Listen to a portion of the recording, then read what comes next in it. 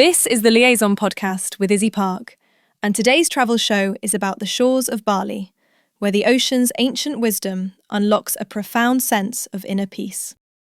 Bali, where ancient devotion meets absolute hedonism. Picture this. You're chest deep in a sacred spring, water cascading over your shoulders from stone spouts that have been feeding this temple pool for over 1,000 years. Around you, Balinese families in ceremonial dress bow their heads beneath each fountain, whispering prayers while frangipani flowers float past. The air smells like incense and wet stone. 3 hours later, you're dancing barefoot on a beach club's sand floor, sunset turning the Indian Ocean liquid gold, a DJ spinning house music while someone lights another round of shots. This is Bali. This is where ancient devotion and absolute hedonism don't just coexist, they amplify each other into something you can't experience anywhere else on Earth. Here's what makes Bali utterly magnetic for our generation. It's the only place where you can genuinely transform yourself while living like you're on permanent holiday, and do it all for less than your rent back home. We're talking 2-hour deep tissue massages for $15, yoga studios overlooking emerald rice terraces where drop-in classes cost less than a latte, surf lessons at world-class breaks, followed by nasi goreng and a bintang beer at a cliff-top warung, all while watching the sun melt into the ocean. But Bali isn't just cheap paradise, though trust me, your bank account will love you here. It's become this global epicenter where wellness culture, creative energy, spiritual seeking, and proper good time beach vibes have collided into something completely unique. You've got digital nomads typing away in jungle cafes next to traditional healers preparing ceremonial offerings. You've got millennials in their Saturn return doing breathwork ceremonies at dawn and dancing at beach clubs by dusk. The island somehow holds space for all of it without judgment, like it knows we're all just trying to figure ourselves out. What you need to understand about Balinese culture is that it operates on a completely different frequency than the rest of the world. Every single morning, and I mean every morning, you'll see small woven palm leaf boxes filled with flowers, rice, and burning incense appearing on doorsteps, sidewalks, even the steps of nightclubs. These are daily offerings, maintaining cosmic balance between the seen and unseen worlds. It's not for show. It's not tourism theatre. This is just how life works here. The entire island follows this ancient calendar system with ceremonies happening constantly. You'll stumble upon village processions with gamelan orchestras, people in gorgeous ceremonial dress carrying offerings on their heads, entire communities moving together in devotion. And here's the thing that gets me. Bali is predominantly Hindu in an otherwise Muslim Indonesia, which means this island preserved traditions that disappeared everywhere else. When Java's kingdoms converted to Islam centuries ago, Balinese culture became this time capsule of Hindu-Javanese civilization, evolving into something distinct and magical. The Balinese concept of balance, this idea that good and evil, sacred and profane, light and darkness must coexist, permeates everything. You'll see black and white checkered cloth wrapped around sacred trees and temple statues, representing this duality. They don't try to eliminate negative forces. They feed them small offerings so they don't cause trouble. It's such a different worldview than our Western obsession with eliminating the bad and amplifying the good. There's wisdom in that acceptance, yeah?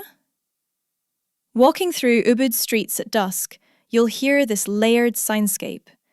Gamelan music tinkling from temples, roosters crowing, scooters buzzing past, someone's sound healing meditation drifting from a yoga studio, all blending into this symphony that somehow makes perfect sense. The smell of clove cigarettes and frangipani flowers hangs in the humid air. Visual riot everywhere. Emerald rice terraces tumbling down hillsides, tropical flowers exploding in every colour, temple gates framing mountain views. Right, let's talk about what you're actually going to do here. Because Bali delivers experiences you literally cannot have anywhere else. Start with the temples, but not in a tick-the-box touristy way. Uluwatu Temple perches 70 metres above the Indian Ocean on sheer cliffs, home to cheeky monkeys who will absolutely steal your sunglasses given half a chance. But at sunset, when they perform the Kecak fire dance, this hypnotic chanting by a circle of men as the sun drops into the sea and a fire blazes in the centre, something shifts in you. It's primal and beautiful and totally mesmerising. Or wake up obscenely early and trek up Mount Batur before dawn. Yeah, it's touristy now, but standing on that volcanic peak, watching the sunrise over the crater lake with other mountains emerging from the mist, you understand why the Balinese consider mountains sacred.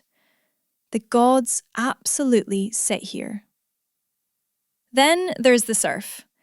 Oh my goodness, the surf culture here is intoxicating. Uluwatu and Padang Padang offer these perfect reef breaks where you can watch pros carve up waves while you nurse a cold one at a cliffside warung. Canggu's beaches, Echo Beach, Batu Belong, buzz with this beautiful international surf community. Everyone's salty and sun-drunk and ridiculously friendly. If you've never surfed, this is where you learn. Something about paddling out at sunset, even if you're terrible at it, even if you spend more time underwater than on the board, feels like joining this global tribe of wave-obsessed wanderers. The beach clubs blur day into night seamlessly. You start with sunset drinks, feet in the sand, and somehow it's 3 hours later and you're dancing under the stars with people from 6 different countries who you'll probably call friends for life. Building a new product? Temez Labs takes you from napkin sketch to the App Store. Trusted by Fortune 500s for quality, security, and speed. Book your free strategy session at temez.ai. The wellness scene deserves its own category because Bali pioneered this accessible luxury healing culture that spread everywhere else. Ubud is the epicenter. The Yoga Barn and Radiantly Alive offer multiple classes daily in spaces overlooking jungle canopy. But it's not just yoga. There's sound healing with crystal bowls, Reiki sessions, breathwork that makes you cry happy tears, cacao ceremonies, ecstatic dance nights where you move freely without substances and somehow connect more deeply than any nightclub. Traditional Balinese healers, called Balian, work with energy and intuition in ways that feel both ancient and exactly what your nervous system needs.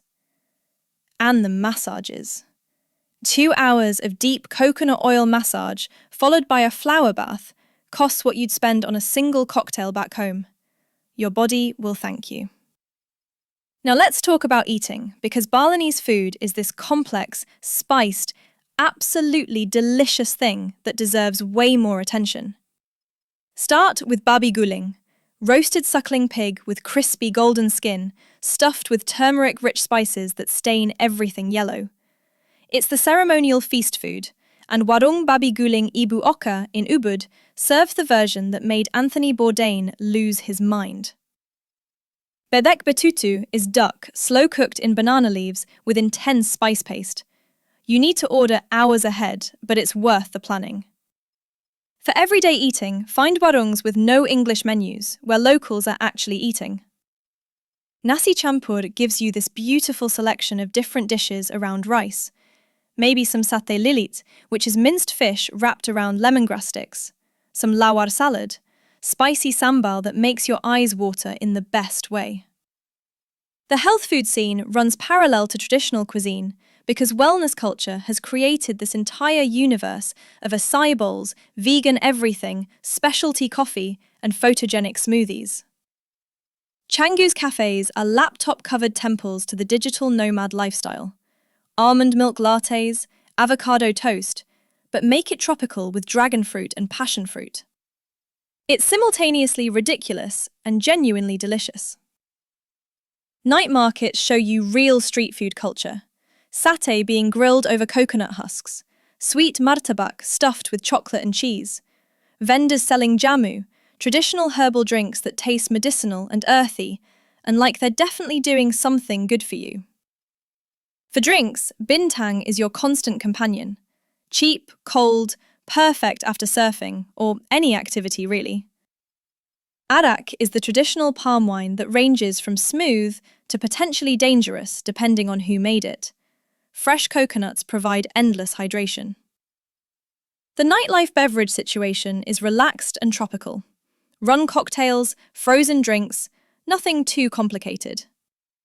The vibe is more about sunset sessions that extend into evening rather than getting properly messy, though Old Man's in Canggu and Mirror in Seminyak host international DJs and can get properly fun if that's your energy. Speaking of nightlife, Bali's social scene is absurdly easy to navigate because everyone's in this shared state of paradise-induced openness. Seminyak's beach clubs like Potato Head offer this sophisticated sunset ritual situation.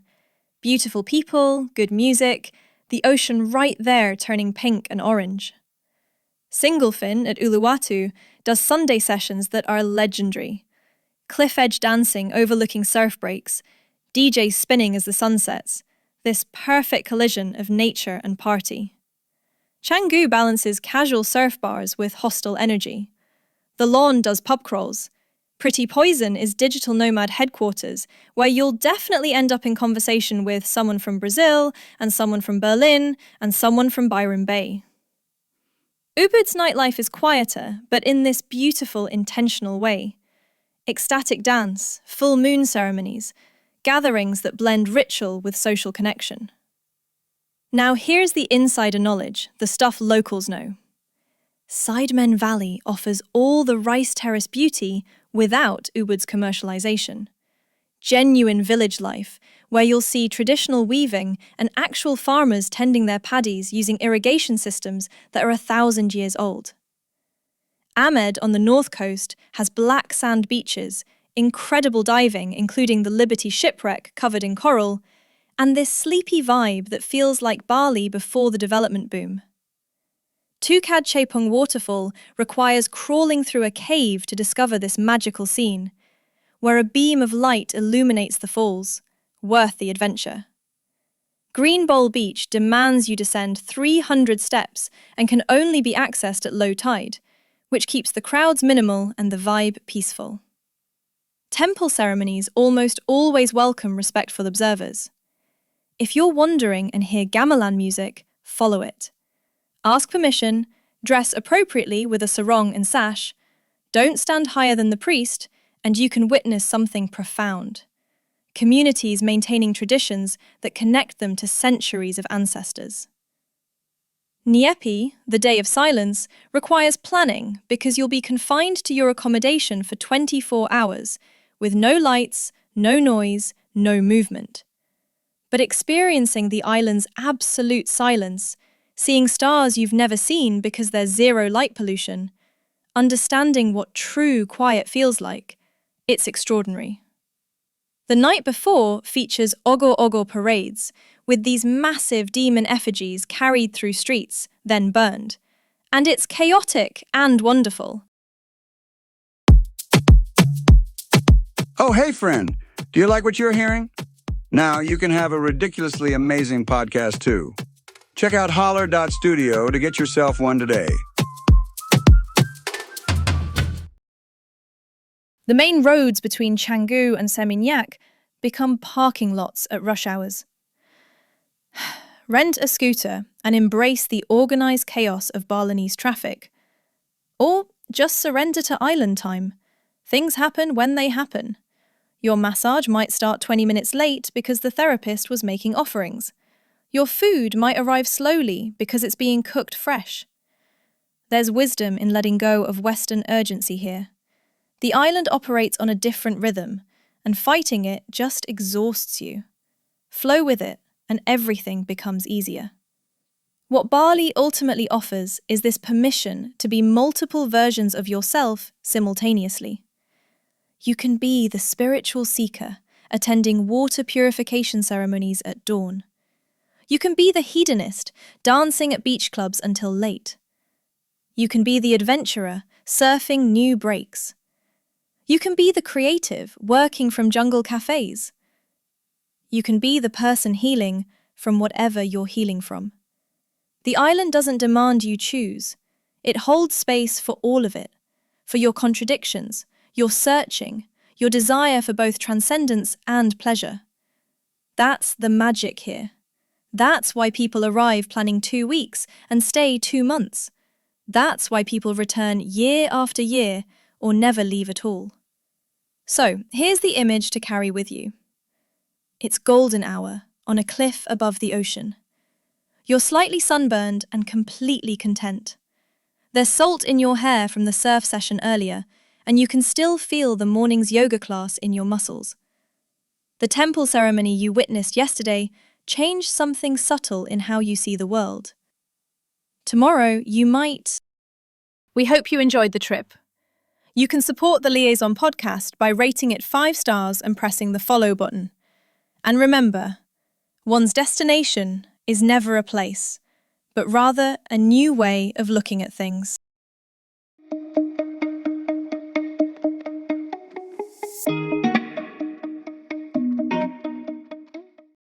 Grep News. Tamez.